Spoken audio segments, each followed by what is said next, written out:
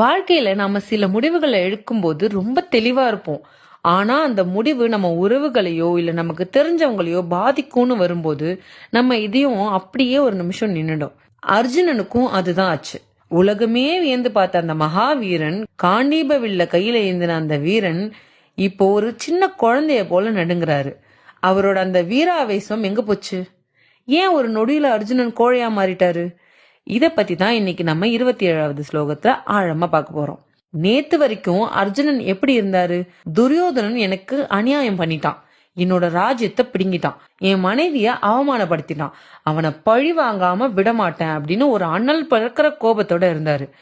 ஆனா இன்னைக்கு போர்க்களத்துல அந்த தேருக்கு மேல நின்னு எதிரே இருக்கிற அவரோட தாத்தாவையும் தம்பிகளையும் குருவையும் பார்த்த அந்த நிமிஷம் அவருக்கு பழி வாங்குற உணர்ச்சி காணாம போயிடுச்சு. அதுக்கு பதிலா ஒரு பெரிய குற்ற உணர்ச்சி உள்ள வருது.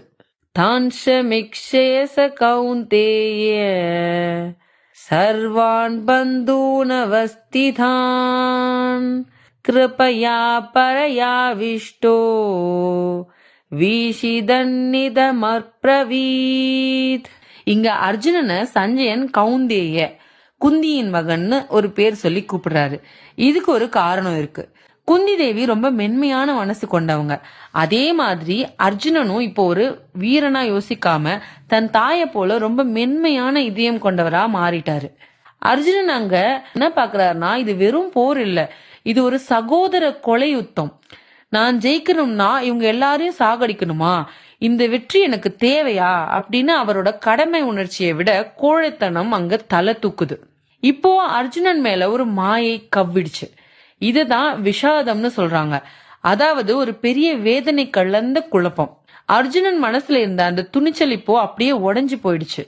யோசிச்சு பாருங்களேன், ஒரு அநீதியை தட்டி கேட்க போன ஒருத்தன் அந்த அநீதிக்கு துணையா நிக்கிறவங்க தன் சொந்தக்காரங்கன்னு தெரிஞ்சும் விடுப்பா நமக்கு எதுக்கு வம்புன்னு பின்வாங்கினா அது தர்மமாகுமா? அர்ஜுனன் இப்போ அந்த தப்பு தான் பண்றாரு. அவரோட மென்மையான இதயம் அவரோட லட்சியத்தை மறைச்சிடுச்சு. நம்ம வாழ்க்கையிலயும் இது அடிக்கடி நடக்கும். ஒரு ஆபீஸ்ல ஒரு மேனேஜர் தப்பு பண்றான்னு தெரியும், ஆனா அவர் நம்ம ஃப்ரெண்டுங்கிறதுக்காக அதை நம்ம தட்டி கேட்காம விட்டுருவோம். இல்லைன்னா ஒரு முக்கிய முடிவை எடுக்க முடியாம தயங்குவோம். பாசம் இருக்கிறது தப்பு இல்ல, ஆனா அந்த பாசம் தர்மத்தை மறைக்க கூடாது. அர்ஜுனன் இப்போ அந்த பாச வலையில சிக்கிட்டாரு.